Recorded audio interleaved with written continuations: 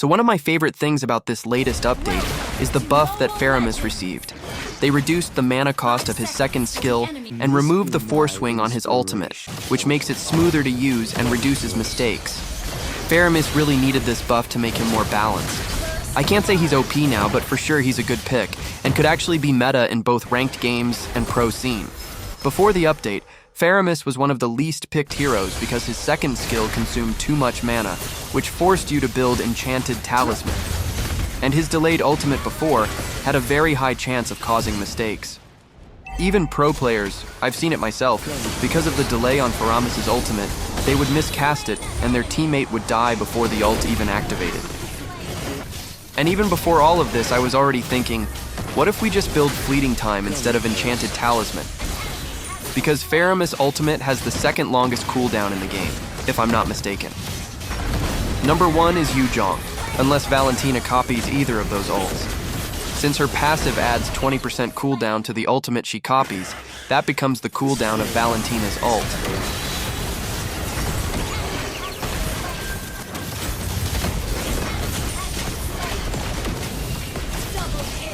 Enchanted Talisman was a huge help for FARAMIS before because it not only gave mana regen, but also 20% cooldown reduction, which is very important for FARAMIS since upgrading his first skill and ultimate does not reduce their cooldown. You really need CDR from items or emblems.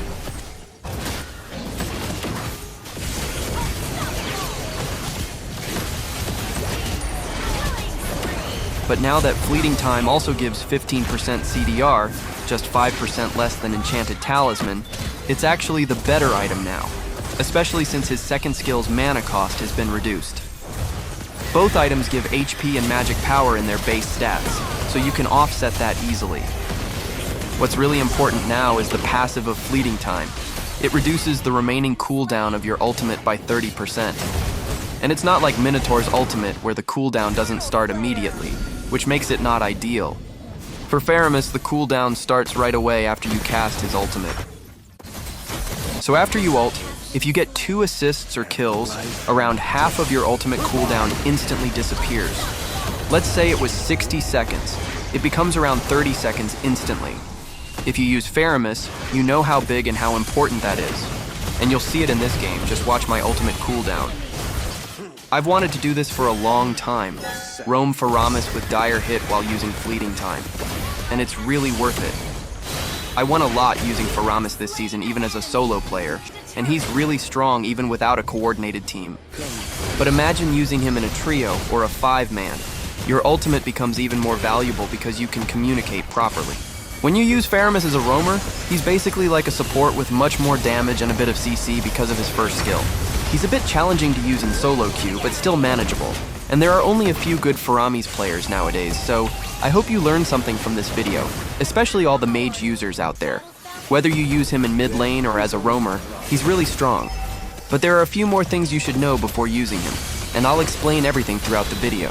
One thing I really like about him is that I don't need to use my recall technique because FARAMIS' passive can reduce your respawn time by up to 90%, depending on your stacks.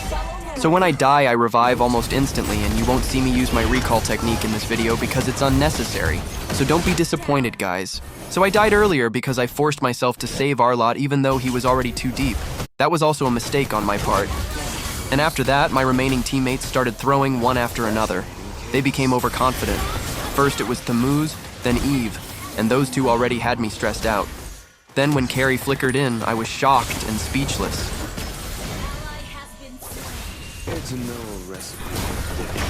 FARAMIS passive can do 2 things. First, like I mentioned earlier, it reduces your respawn time by 3% per stack up to a maximum of 90%. You just need 30 stacks to get that 90% respawn reduction.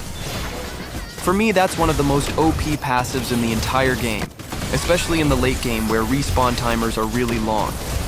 But if you have stacks on FARAMIS, you can almost respawn immediately. The second effect is that every stack increases your magic power by 2.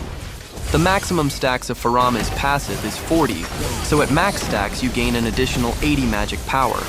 But when you die, it will consume up to 30 stacks, and you'll lose those in exchange for the respawn time reduction. I thought Thammuz was dead here, so I backed away because the enemies can easily kill me when my first skill is on cooldown. But I was surprised by how much sustain he had. If you're at full stacks and you don't die, your damage becomes insanely high. But even if you die, it's still good, because you can respawn almost instantly in exchange for 30 stacks, which is equivalent to 60 magic power. There will come a point in the game where that becomes crucial. Losing 60 magic power in exchange for 90% respawn time reduction, that's worth it, bro. Super worth it, especially in the late game. And you can still stack again anyway. When you use your second skill on enemy heroes, they will drop soul fragments, and you just need to walk near them to collect it. For non-hero units, they also have a chance to drop soul fragments when they die. But it's not guaranteed, unlike when you hit a hero with your second skill, which is guaranteed. And when you're collecting stacks, not only does your stack count increase, your HP also gets restored. So his passive does so many things. Meanwhile, there's Hanabi, whose passive only makes her basic attacks bounce, and it becomes completely useless when there's only one enemy around. His first skill increases your movement speed, lets you pass through walls, extends the range of your second skill, and increases the range at which you can collect stacks. You also get hybrid defense while in this state, and when you get close to enemies, you damage them and pull them slightly towards you. So overall, his first skill does a lot.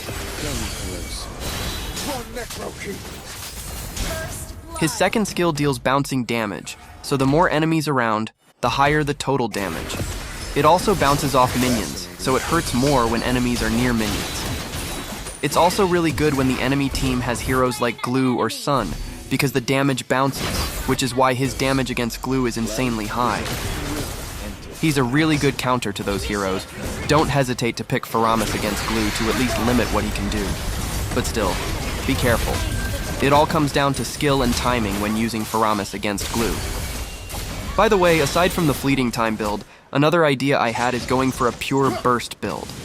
Before, you needed Enchanted Talisman, which affected your damage output, but now you can absolutely go full burst.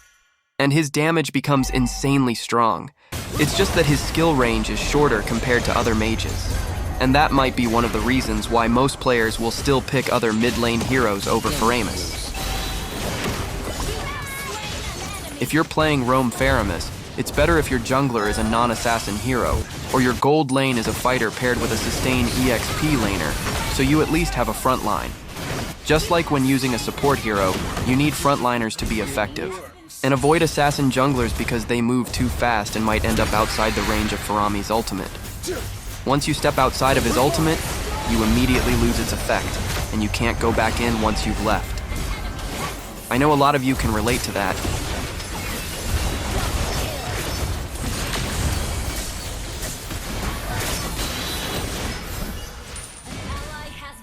Another thing you should always remember is that if you activate your ultimate, and FARAMIS is the first one whose HP gets fully drained, your ultimate's effect will end instantly, as if your teammates also stepped outside the range.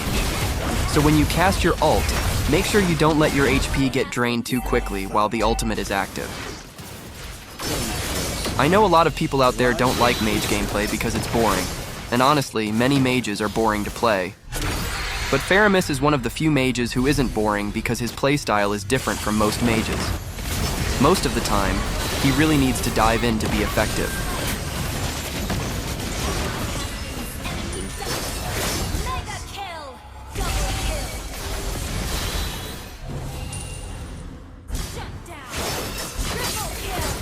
As you can see, I'm playing him in the mid lane this time. I'm using a pure burst build here because I'm the only mage on the team, and I might lack damage if I go fleeting time. That kind of build is better when you're a roamer and want to use fleeting time. But when you're going for a burst type mid lane build, it's more suitable since you have a roamer and you're the mid. You don't need to be a full-time support for your teammates. I really laughed at this moment. I remember Lancelot cleared the mid lane earlier before the 5-minute mark, so I got lazy to use my ultimate on him. Actually, during this whole sequence they kept splitting up, so it wasn't worth wasting my ultimate. Imagine, their marksman was already right in front of us, but instead of focusing on that, my teammates still decided to dive in way too deep. FARAMIS is really strong when combined with dive compositions, especially now that Fighter Gold Lane is becoming popular. As you know, I've been doing Fighter Gold Lane for almost a year already, and now it's finally meta and acceptable. I just don't like those marksman users who jump on the trend of using fighters in the gold lane, even though the only thing they know how to play is marksman. That's the problem. They used to think gold lane was only for marksmen, and now that Fighter Gold Lane is meta, they suddenly use fighters but they play them terribly. At this moment we actually could have ended the game, but Ruby hesitated, so we couldn't finish it. Lancelot was already on his way back. He could have defended the base at that moment anyway, but that's fine because we're going to win this game regardless.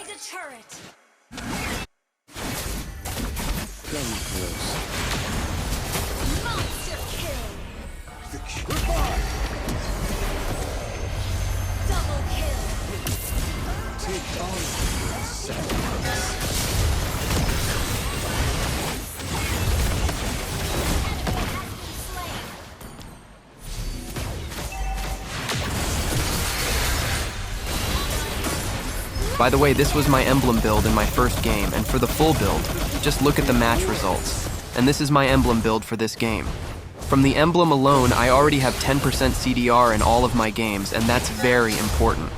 If you want to go burst build, you should at least build items that give bonus CDR like Lightning Truncheon and Wishing Lantern, so you still have cooldown reduction and your first and second skills stay spammable.